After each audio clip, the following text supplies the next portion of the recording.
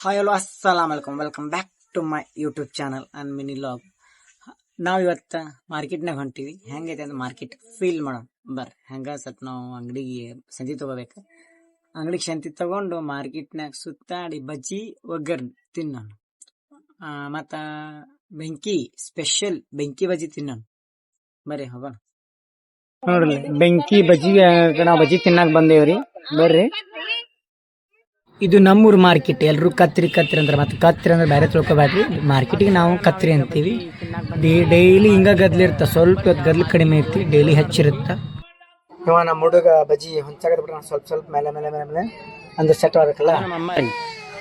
ಅಂಬಾರಿ ಇಲ್ಲಿ ಇವರು ಚಿಪ್ಸ್ ಬಟಾಟಿ ಕರಿ ಹಾಕತ್ತಾರ. ಎನಿ ಟೈಮ್ ಇಲ್ಲೇ ರೆಡಿ ಮಾಡ್ತಾರೆ. ಇವರು ಇಲ್ಲೇ ರೆಡಿ ಮಾಡಿ ಈ ಕಡೆ ಇವ್ರು ಮೇಂಟೈನ್ ಮಾಡ್ತಾರ. ಬದ್ನಿಕಾಯಿ ಚಟ್ನಿ ಹಚ್ಚಾಕತ್ತಾರ.